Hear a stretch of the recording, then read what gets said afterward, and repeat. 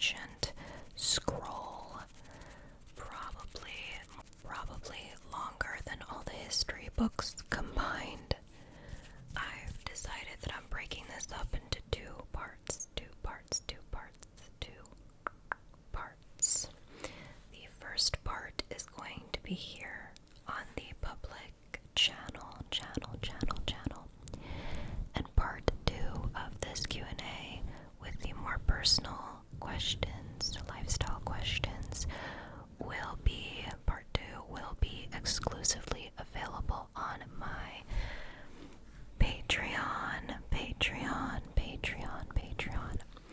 I did just announce my Patreon not that long ago. With Patreon, you will be able to extend your stay at the palace and spend more quality time with me and the dragons.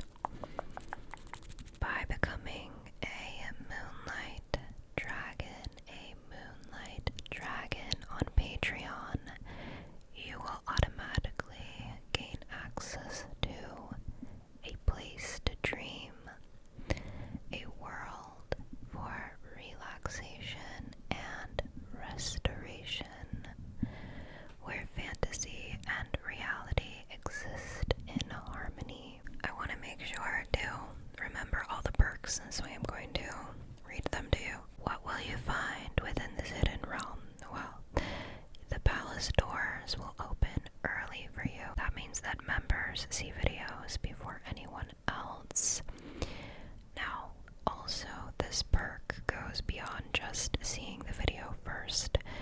You will also be able to access the video on there so that you do not have to watch it with ads.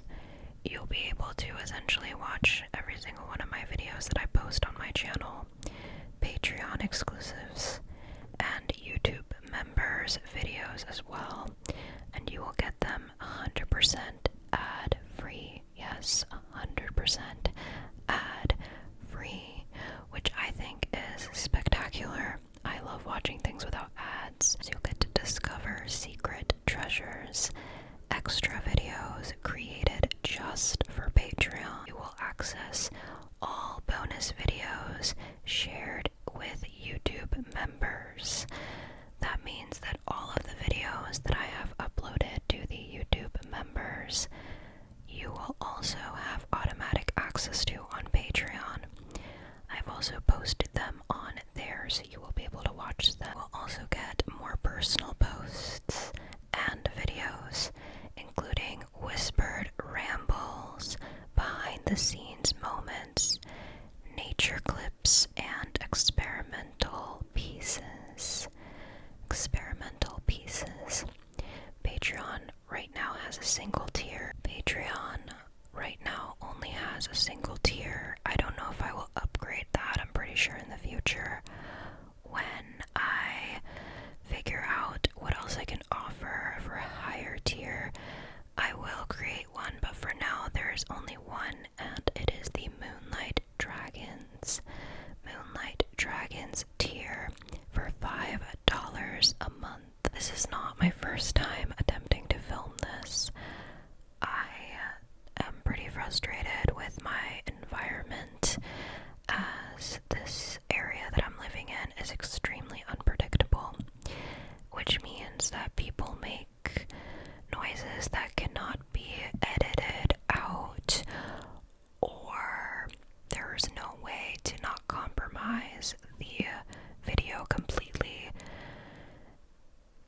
if I film under these conditions. So sometimes, even after setting up and putting all this energy and efforts, I still end up having to stop filming altogether and delete all the footage that I captured because it is compromised. If you see me looking around while I talk, the reason I'm doing this is because my thoughts float around all the answers to the questions. All my thoughts and feelings are floating around above me on little invisible clouds. See me looking around. This is how I think. This is how I process things.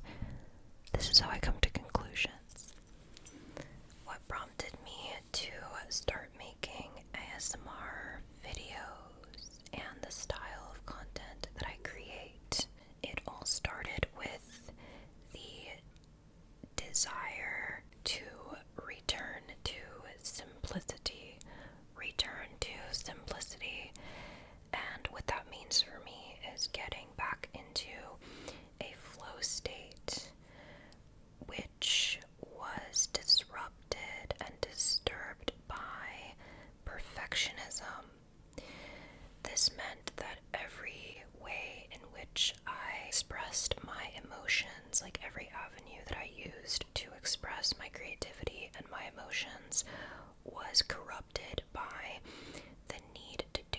a certain way, the need for a specific result from writing, any kind of storytelling, whether that be through poetry or just journaling, painting, drawing, anything like that. It was disrupted by the need for perfectionism and very particular outcomes that I was not getting.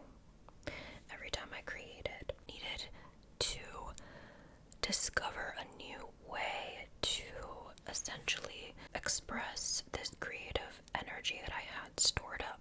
And during this time, when I was going through this process of figuring out what I was going to do in order to reach that like flow and that state of allowing and letting go, I started watching ASMR, and that was when I discovered that what I was looking for could potentially be in this form of self-expression.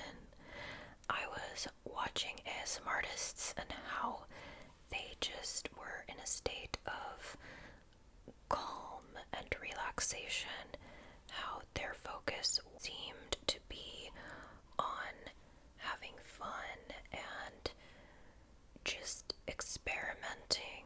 It just felt like ASMR was just experimental in general.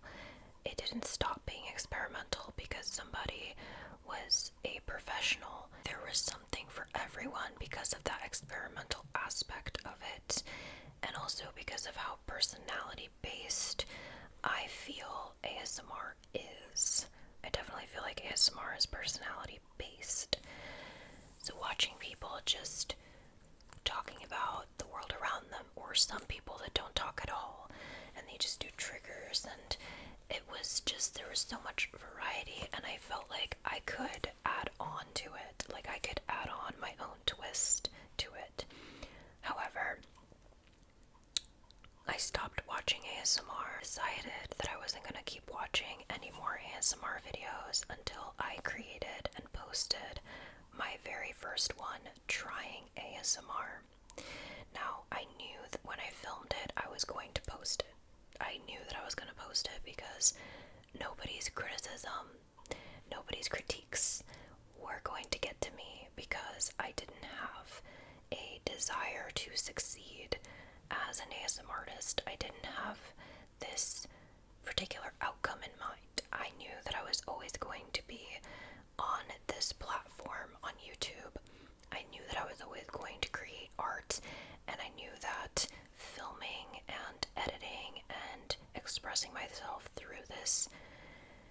the use of this platform was always going to be a thing for me. And this wasn't something that I was like, oh, this is what my entire channel is gonna be.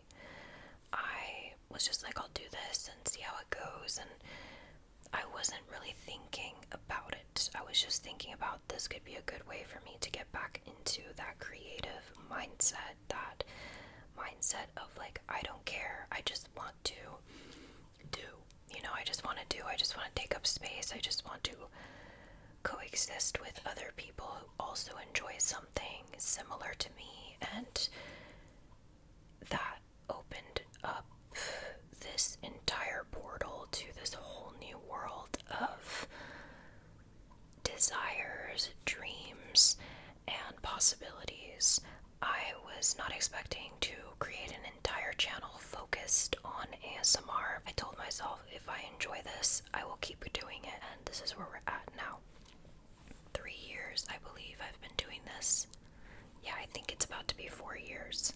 So, I appreciate you all for your support. I really do appreciate it, because it's kept me coming back despite imperfection. And I also now do have certain expectations for my channel that I am now reevaluating, because I started to get really invested in a certain outcome that didn't even rely on me. Okay, it didn't even rely on me, because it requires the external to do something. So I've been reevaluating like my purpose on this channel and with my self-expression in general, and I just appreciate your long-term support, because there are people that have been here for a long time. I am grateful for that, because it is sometimes difficult to get out of my own head and to really know how much of myself to share and how much of my world to allow people into, because it is a little bit vulnerable and chaotic. And that's my thoughts on that. Was there a series, story, or movie that inspired my love of magic and dragons? I definitely have to give credit where credit is due. Dragon Tales was a huge inspiration for getting into the world of magic and dragons. I watched Dragon Tales at a very early age, and I do believe that impacted my desire to explore that world on a deeper level. But yeah, Dragon Tales, definitely. And then I've watched like fantasy period pieces, is the best way I can describe the style of show slash movie that I've watched that has just been like a repetitive choice. Like, I've repeatedly chosen to watch themes, like movies, shows with themes of fantasy, otherworldly creatures. But I definitely have to give credit to Dragon Tales, because that was my entry. Like, that was what started everything. As far as, well, magic, it's been like spirituality in general has been something that has come natural to me. I've always been someone that was curious about otherworldly things, so not only do the shows and movies, not only did they like get me in touch with an aspect of myself that I knew existed but didn't have words for, it just also sparked deeper curiosity. Like, I already had that nature of curiosity, and like knowing that there are possibilities out there that I have yet to be aware of.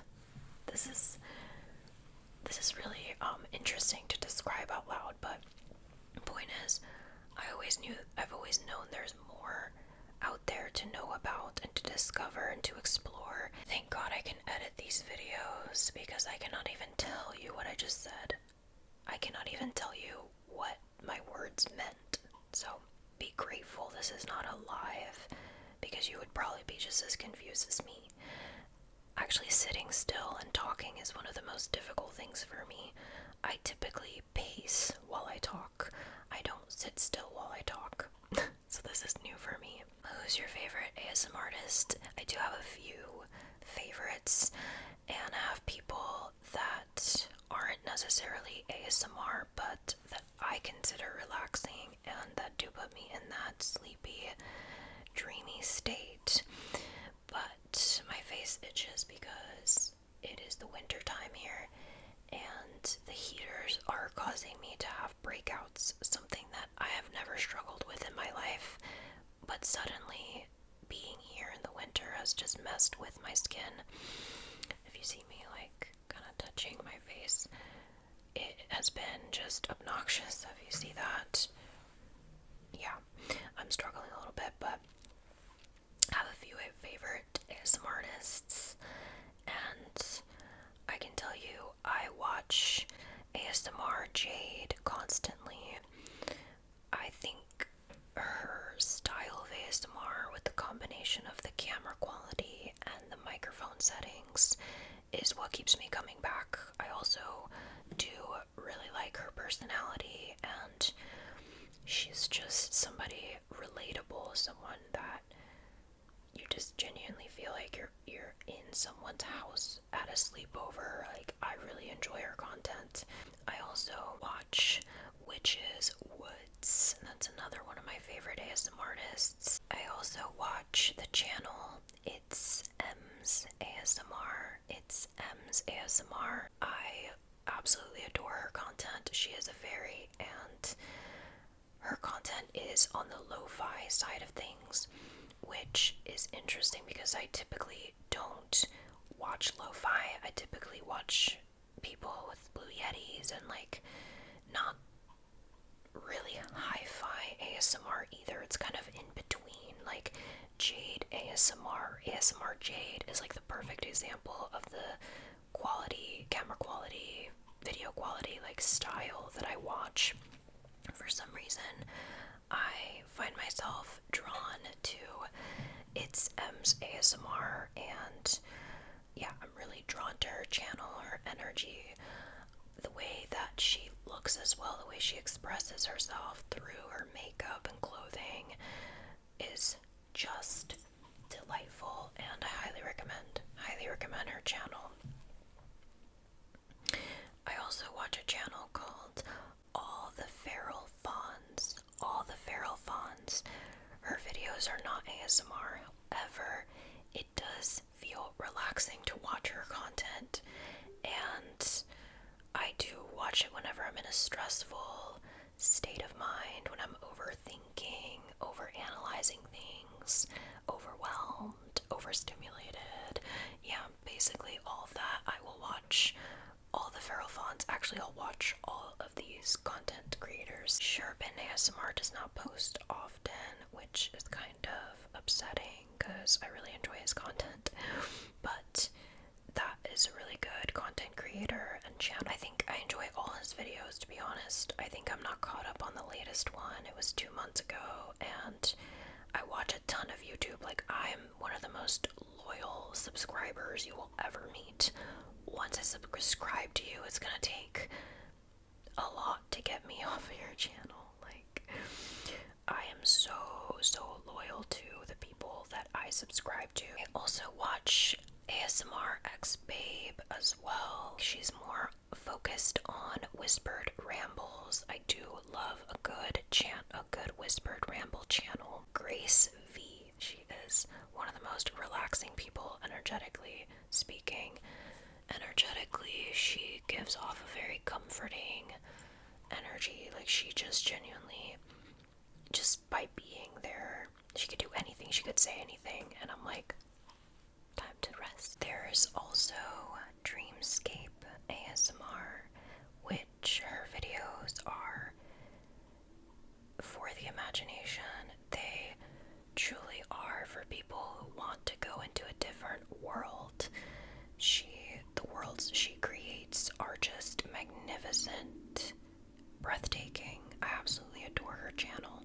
I don't watch it often, but when I do, I watch for a long time. Like, I will sit there and watch multiple videos. Definitely like to enjoy her videos. They're more for relaxation for me rather than going to sleep. The next question is, what is your favorite part of making videos? My favorite part of making videos has to be creating concepts and titles. Sometimes it's taking a pre-existing trigger and just completely changing it, customizing it, making it my own. I like creating triggers as well out of my own imagination, and sometimes I'll use pre-existing triggers as inspiration as well. Where do you get your stunning jewelry from? This is a question I've received many times in my life, in person and online. I have spent basically my entire life collecting jewelry. I remember my very first piece of jewelry that I ever received was when I was literally a baby, and it was this gold bracelet with my name on it. And I also had this Minnie Mouse locket that I still have, actually. This Minnie Mouse locket, and it has like bite marks all over it because I used to like stim and like bite on it in class and school because of the level of overstimulation that I had in school. And I would bite the locket, and it literally has bite marks from my childhood. And it's just like kind of warped and weird because of that.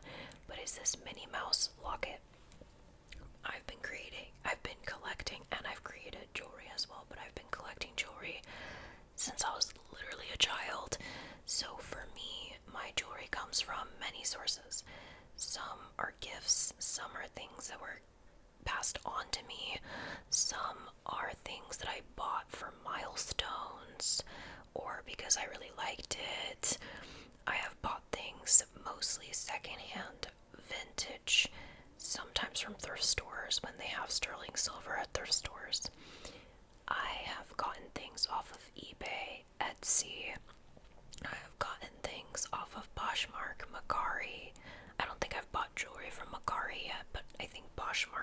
one that I bought, this dragon. I honestly recommend looking more for metals and material and searching for it online, or if you go to vintage stores, thrift stores, searching for sterling silver or solid gold pieces.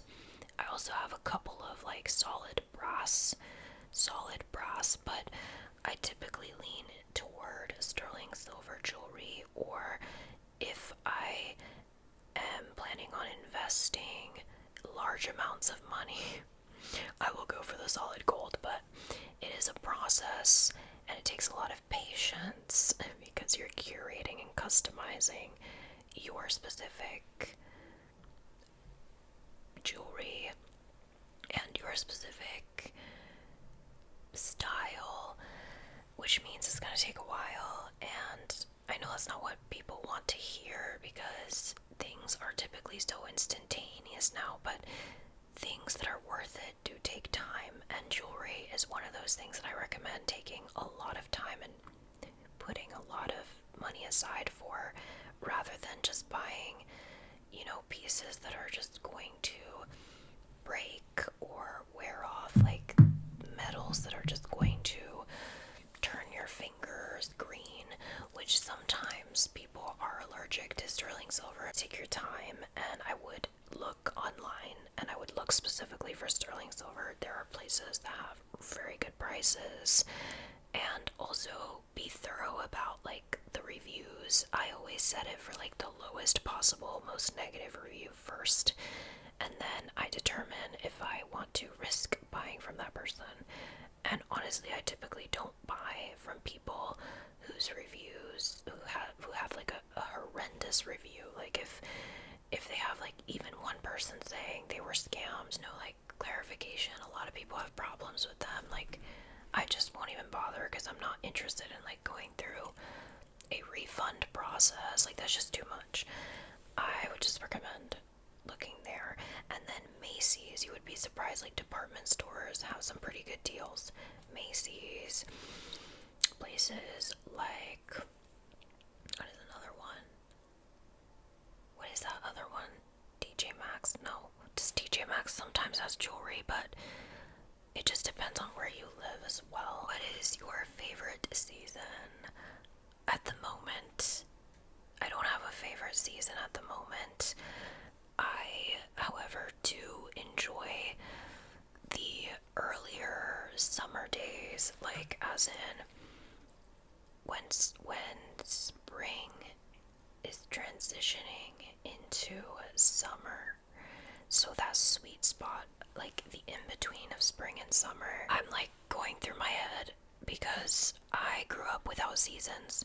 I grew up in Miami, Florida, and there are like 3 days out of the year that are chilly, and only in the morning.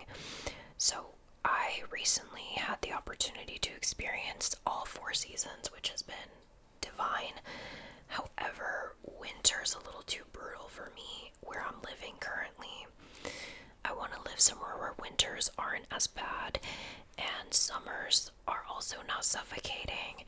I do love spring and fall, but the way that spring and fall have happened where I'm living right now have not been the best.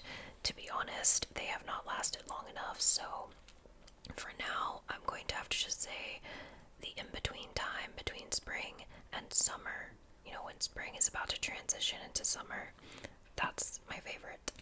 Summer mornings and summer evenings as well.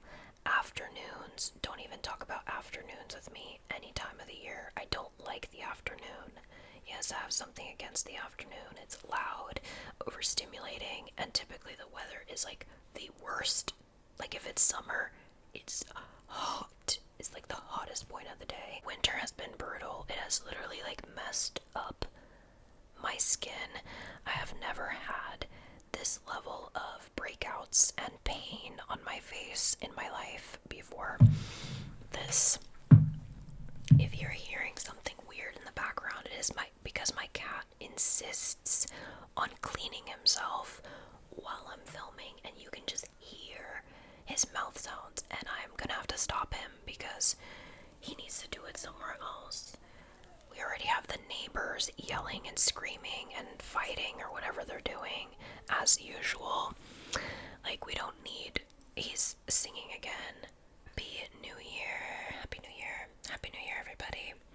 Do you consider yourself a more indoor or outdoor person? Come across in some way as having the strengths of both. I am definitely, you read that correctly, I am definitely someone that enjoys equilibrium in this area of life. I am looking to move somewhere that has a good balance of both, where I can spend quality time outside and inside, where I feel good either way. But right now, the outside time is just not happening as often as I wished. I like to have more freedom around that. And I feel trapped if I am forced to stay inside or if I have to be outside. Like, I like to be able to decide when it's time to be inside, when it's time to be outside. Are your favorite musical artists? I listen to a lot of classical instrumental music. A good channel to discover artists, because I cannot remember the names, is this channel. This channel right here is glorious. It is divine. This artist essentially creates these animations from things that they carve into, like characters, creatures, animals that they carve into brass, and then they will animate it and they will put music over it from different artists. So it's like a compilation of artists, and they'll create like playlists that go with and correspond with the theme of the art. It is absolutely breathtaking, and I highly, highly recommend this channel. This is how I find a lot of new classical artists or instrumental music.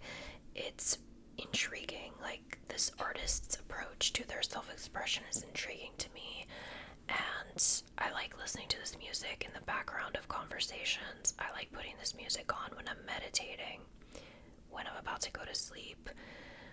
Just, this music is good for anything and everything, so I cannot name specific artists in regards to like the classical music that I listen to or those specific things, but I do recommend that channel for that. And then also, I listen to opera. I listen to tango style music, salsa, Cuban music. I listen to music by Cuban artists. Music in Spanish, music in English. Like, I listen to an array of sounds. Another artist, a specific artist that I can think of, is Florence and the Machine. I love her. I have been listening to Florence and the Machine since I was a kid. I've been listening to Florence and the Machine since I was a kid. All it took was that one song, The Dog Days Are Over, and that's it. I was committed for life. But I've been listening to her forever now. And also Rosalia, it has been a recent find. A lot of people she's considered a popular music artist.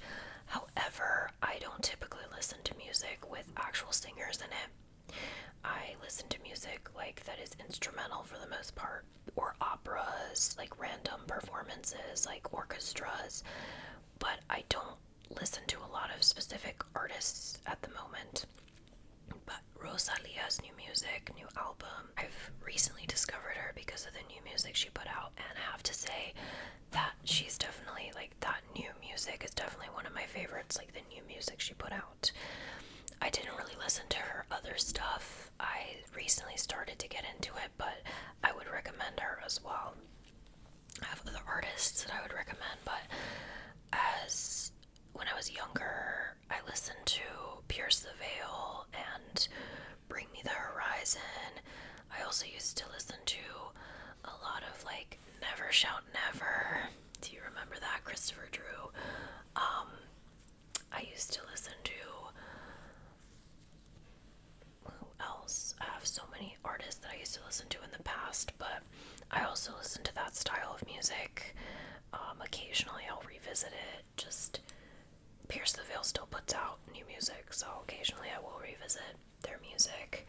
But yeah, for now, I typically listen to like operas, orchestras, instrumental stuff, tango, salsa.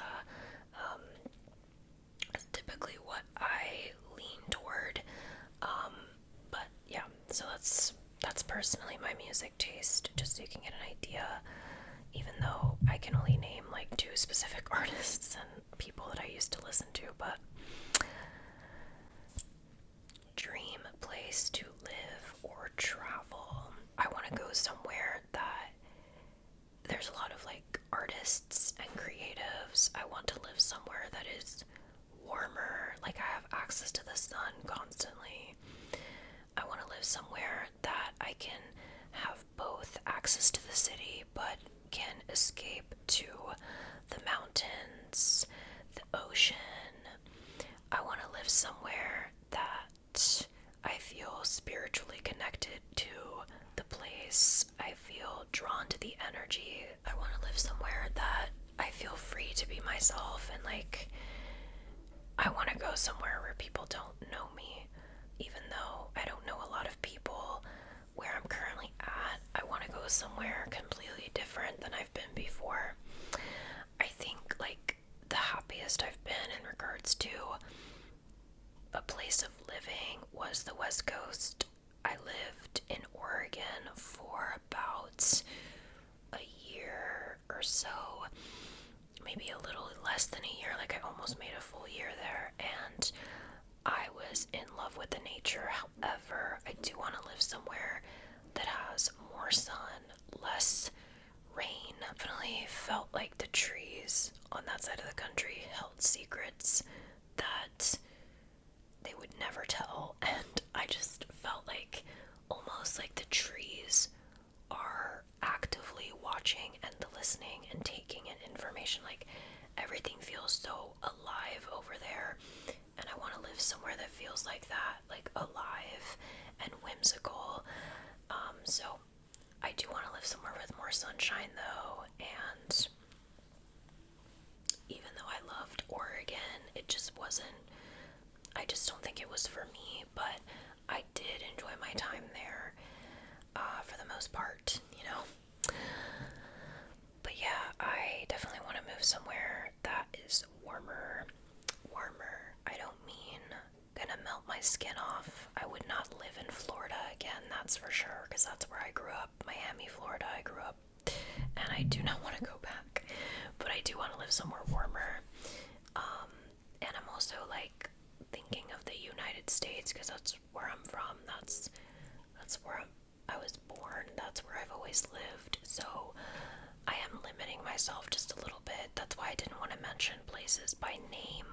I wanted to just like say the vibe and the weather and like what I want, because I can only think of places in the United States, a couple of places in the US that I'm like thrilled about. And if you have any idea of where this place exists that I just described, let me know in the comments. Do you live somewhere that you love, and do you like relate to the people that you're surrounded by? Like, I just want to be surrounded by more creatives and more life. I feel like I just need more life around me, like more nature. I need trees to be literally everywhere. Like I need nature to be surrounding me at all times. Like I just do. I also love animals and stuff, so I want to live somewhere with like interesting animals. Just somewhere else, okay? Even traveling is like, that is like the ideal place for me to travel. And if I live somewhere that I would travel to, then I'm on vacation forever. Like, life hack. I don't have to go through like the airport or, you know, packing my bags, because I live where I love to. I live where I love to exist. exist, so I don't need a vacation from it. That's what I'm looking for. A place that is both a vacation and my home, which I do feel like is possible, and I've seen people who live like this, and I crave it. I do crave it. When did your love for dragons start? Was there a catalyst? There was definitely a moment where I realized that I feel deeply connected to dragons and dragon energy, that their nature and their beauty and their power just draws me in. There's definitely been a few moments where I've realized that, like, oh, the nature of dragon, their beauty, their what they represent for me in regards to like treasures and power and knowledge and wisdom, what they represent to me, like as in they remind me of freedom and what is possible and magic. They remind me of so many things, that so many qualities that I see in myself, or that I desire to, that I wish to develop in myself as well. Like I mentioned, as a kid, I watched Dragon Tales, and throughout my life, I've watched plenty of fantasy, and also there have been plenty of moments where I'm like, wait, this is why I love dragons, and I definitely feel deeply connected to dragon energy and what the dragon represents for me. I feel like I share similarities to dragons, but also the things I aspire to embody certain traits that they have as well. And I find dragons intriguing, and there's so much variety in the ways in which they are depicted. The polarizing nature of dragons is another reason why I relate to them, as I have been polarizing in my life.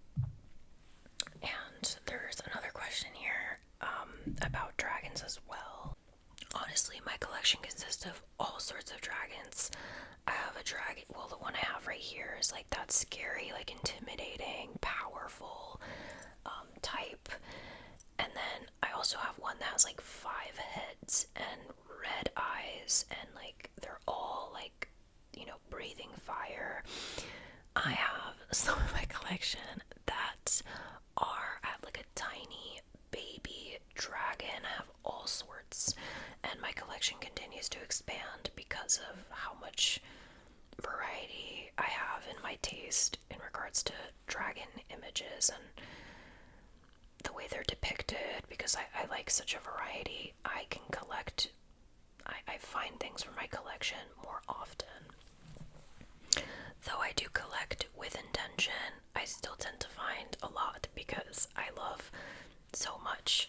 I have such a variety of taste when it comes to that. So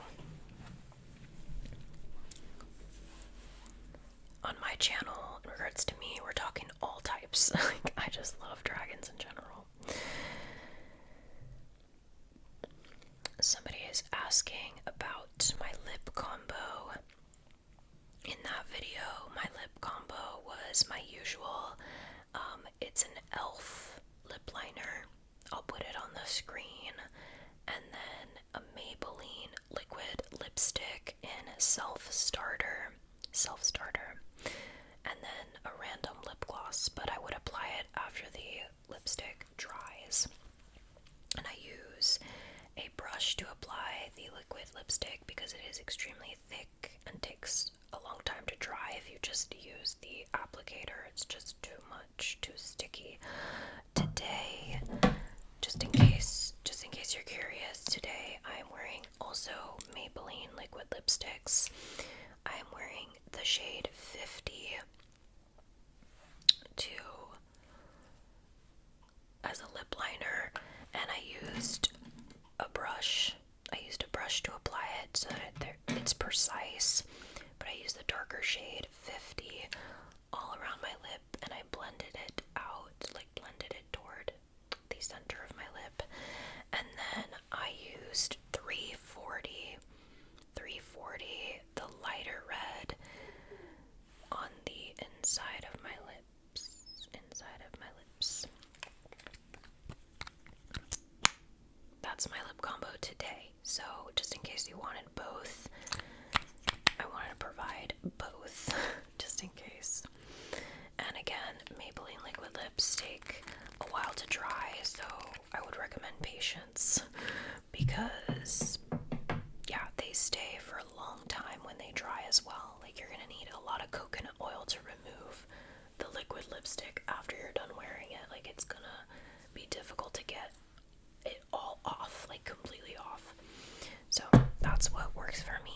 start to do your makeup, and what are your inspirations for the makeup looks? I love them, especially your colorful eyeshadows. What are your least favorite triggers and the ones that you love the most? As far as when did I start to do my makeup, I started experimenting with makeup as a baby.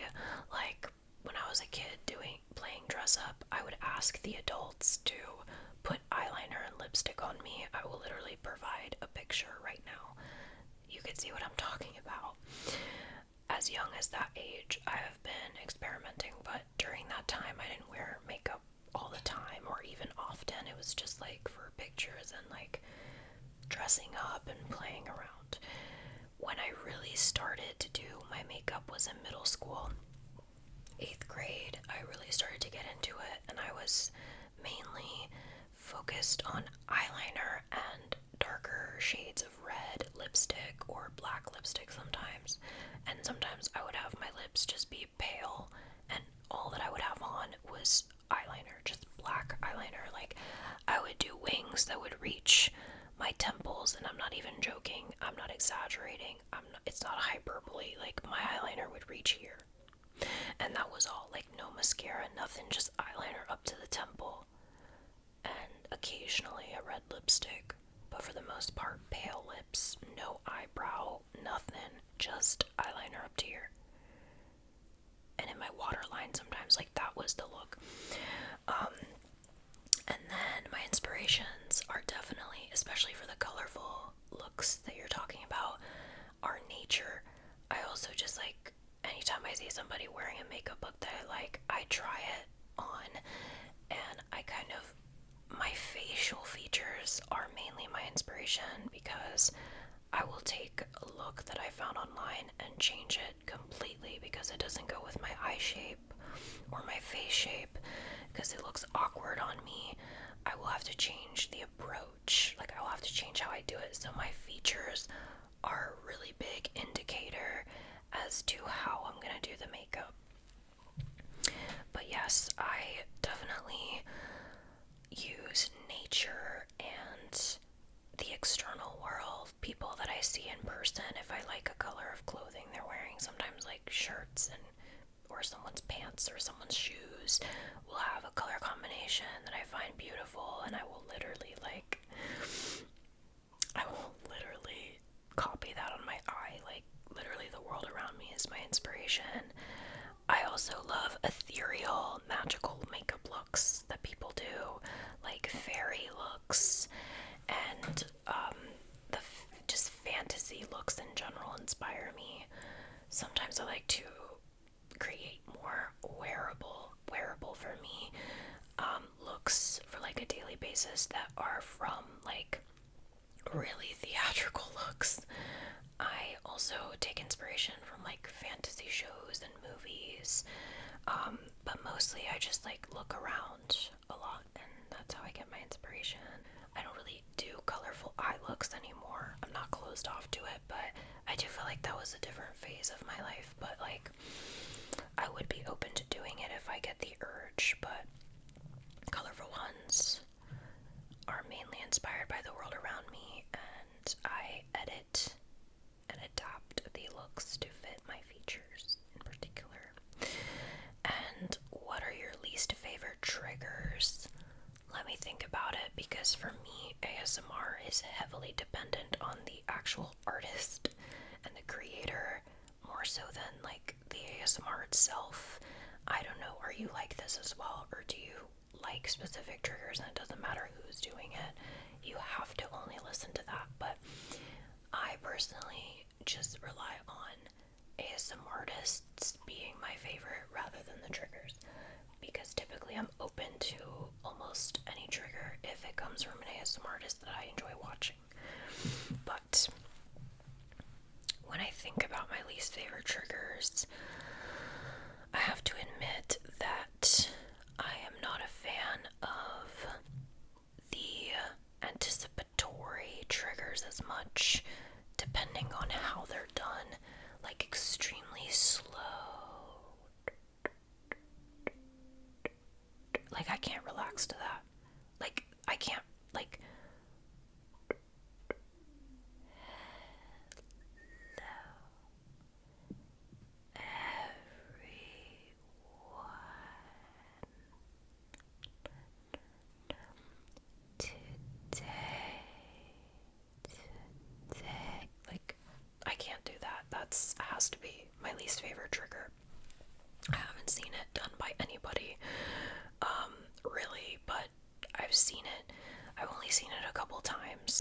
seen it actually done by people that I watch, like actually truly slow enough to piss me off. Like, it has to be slow, like at a level that, like, my brain can barely comprehend how some people do it as slow as, like,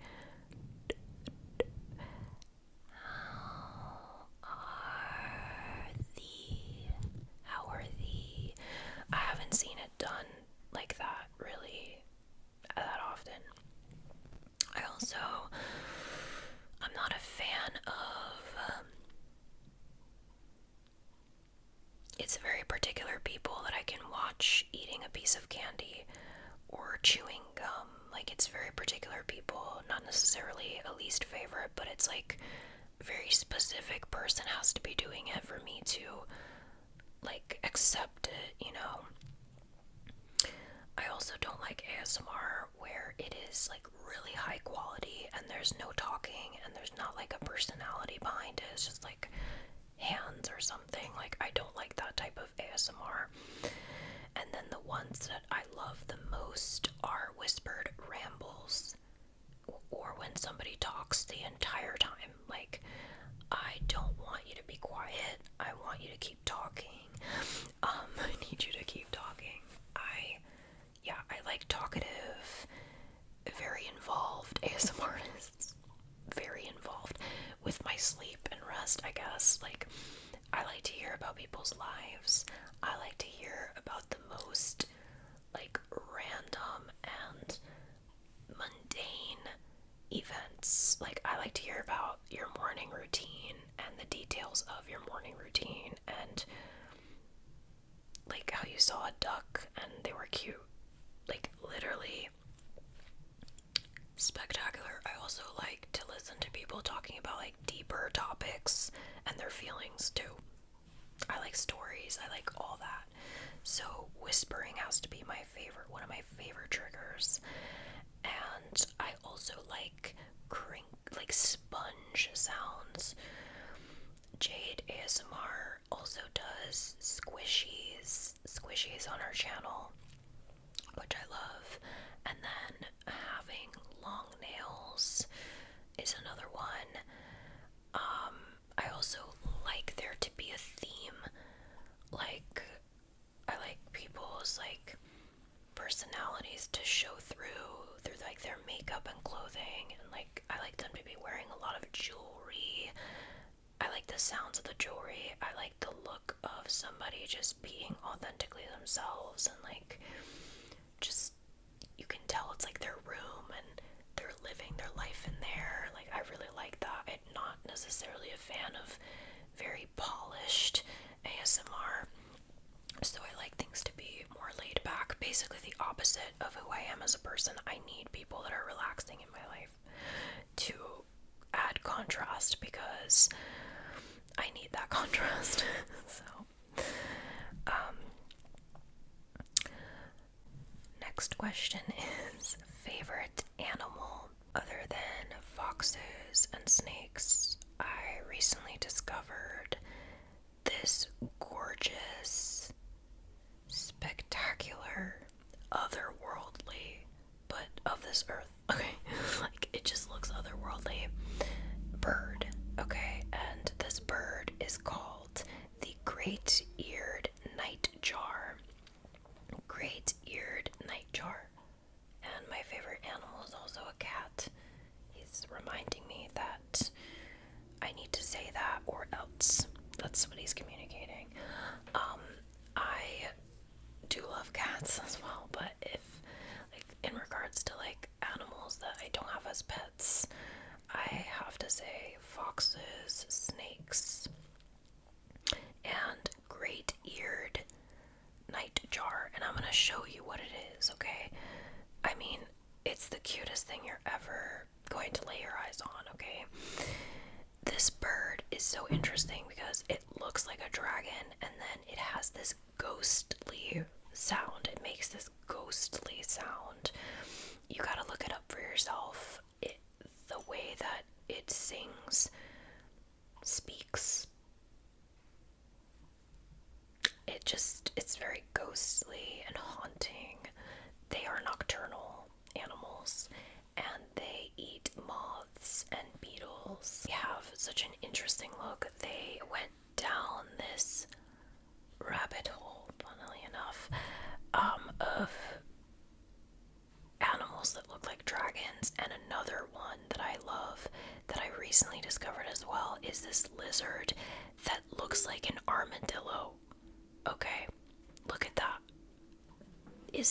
just amusing.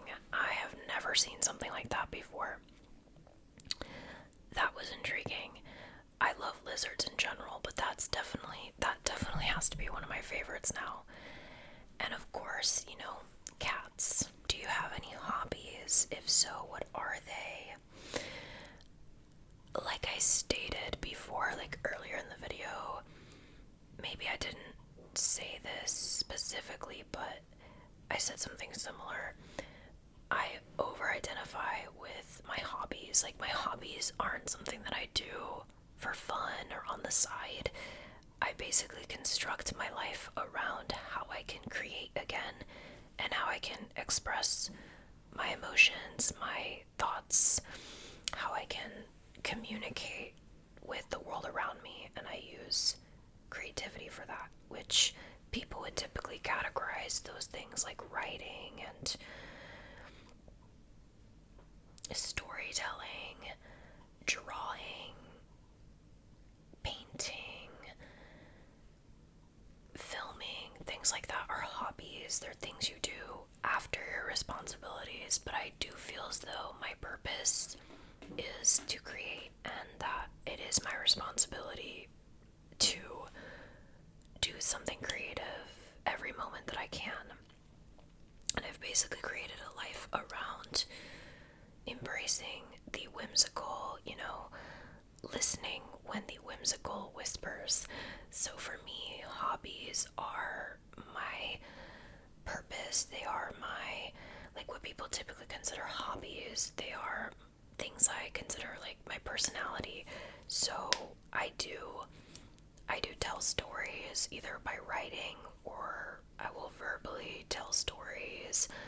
I naturally gravitate toward, a film. I love film, either creating things using a camera or observing other people's creations and talking about and being inspired by those creations, talking about like what I gathered from people's work. Like, I also would consider going to museums, watching ballets, operas, orchestras. I would consider those things hobbies as well, like going to see it in person or watching it online as well. I would consider that a hobby. I would also consider spending time in nature something that I think would be considered a hobby. These are just things that I have to prioritize in order for survival, like the survival of my soul. And I deeply feel like that is intertwined with my physical body as well and my health. In order for me to remain a healthy person, I do have to exert that pent-up energy and emotions. So those are ways that I do that. And I also love collecting jewelry. I would say that is definitely a hobby, something that I do like less often because I do like to invest in pieces and collect over time. I do like to find meaningful pieces that I'm actually going to wear and that are going to be like long lasting, that have a story. So jewelry collecting and searching for treasures. I would love to spend more time in nature as well, because that hasn't really been frequent lately and it has affected me. And that is what I will end this Q&A on, because it has been a very long time that I've been filming and I'm gonna have to edit 2 hours of footage, so we're gonna see how much I keep. We'll see. Hopefully the answers were substantial and I answered your question, because I tend to float around. So we'll see. Let me know in the comments if you have any more questions for me, and be sure to check out my Patreon for part 2, and also just exclusive content in general, ad-free. I will see you there, or I will see you back here soon enough. It's